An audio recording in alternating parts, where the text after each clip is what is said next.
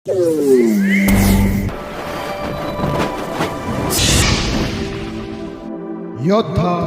News channel.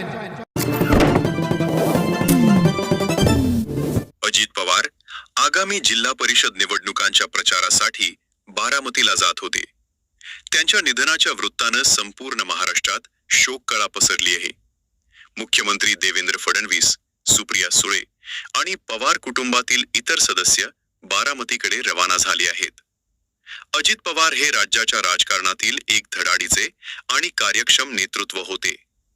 त्यांच्या जाण्याने महाराष्ट्राची मोठी हानी झाली आहे. प्राथमिक प्रतिक्रिया. विमानाने भीषण पेट घेतला.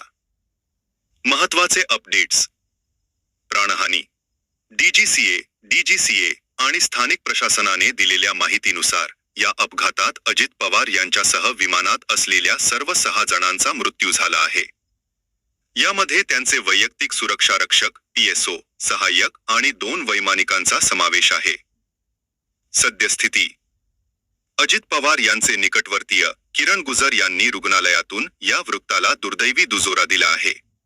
त्यांचे पार्थिव स्थानिक रुग्णालयात नेण्यात आले आहे. तपास. नागरी विमान वाहतूक महासंचालनालय DGCA कडून या अपघाताच्या चौकशीचे आदेश देण्यात आले आहेत. राजकीय जगतावर शोककळा.